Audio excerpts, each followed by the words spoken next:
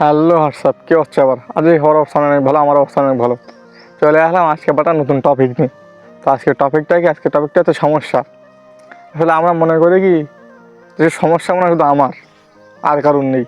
আবার দেখো, এক একজনের এক এক সমস্যা, এটা তোমার মেনে নিতে হবে। আমাদের ভিতরে এক একজনের এক এক সমস্যা।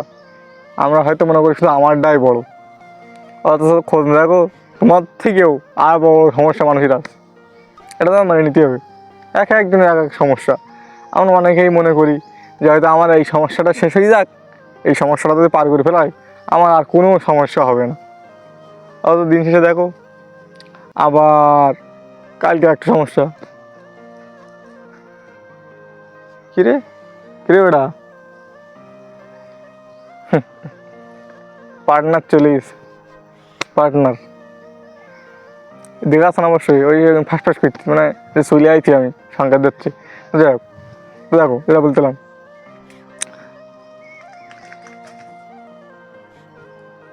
আমরা যখন দেখি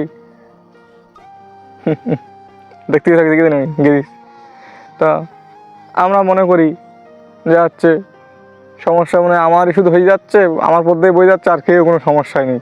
আবার দেখো তুমি মনে করতে আমার ওই সমস্যাটা হচ্ছে শেষ হয়ে যাক, যে আর কোনো সমস্যা না, দেখো ওই সমস্যাটা যেই পার হয়ে যাচ্ছে আবার আর একটা নতুন সমস্যার সামনে।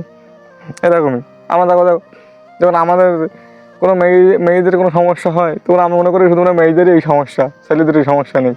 অথচ দেখো আমাদেরও একই সমস্যা।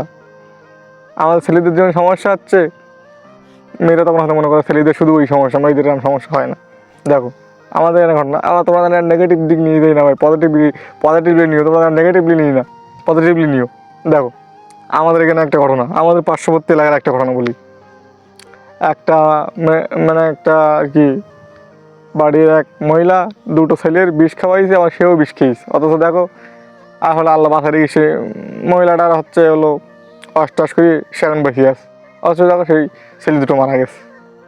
আমরা হয়তো মনে করি যে শুধু মেয়েদের এই সমস্যা, মেয়েগুলোর এই সমস্যা, ওরা হয়তো পারিবারিক সংসারে অশান্তি কিংবা অন্য অশান্তি তো মেয়েদেরই হয়, ছেলেরা হয়তো কোনো শান্তি, ছেলেদের মনে অশান্তি হয় না।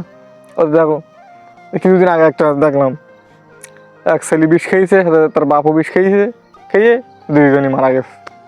তাহলে সমস্যা আসলে আমরা মনে করি যে মানে ওদেরই সমস্যা, আমাদের সমস্যা না। আবার ওরা মনে করে আমাদেরই সমস্যা, ওদের কোনো সমস্যা নেই, সব সমস্যায় আমাদেরই, এরকমই আসলে দেখো। আর সমস্যা সবারই ভাই একই। আমরা হয়তো মনে করি যে শুধু সমস্যা মনে হয় শুধু ওদেরই সমস্যা, আমাকে নিয়ে, এমন না। সমস্যা ছাড়া জীবন হয় না, সমস্যা আসে বলেই হয়তো জীবন সুন্দর।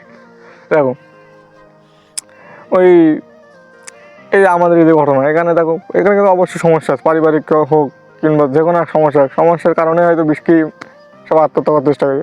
আবার দেখো এই যে বাপসহ ছেলে বিষ খেলেও খেয়ে মারা গেল, তাহলে এদেরও কোনো না কোনো সমস্যা আছে।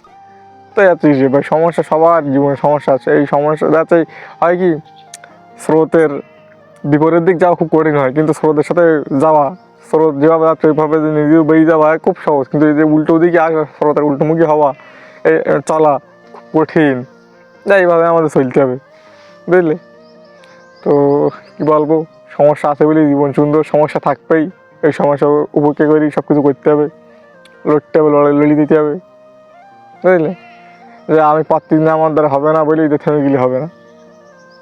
জীবনটা খুব কঠিন ভাই। তোমরা যা মনে হয় জীবন সহজ, এটা বলতে হবে না যে জীবন সহজ। তবে সহজ করে নিতে পারো, যদি সহজ করে নিতে পারো, নিজেকে পরিশ্রম কষ্ট করে যদি কপালে থাকে, ইনশাল্লাহ তোমার হবে। এই ভালো থাকো, সুস্থ থাকো, টাটা।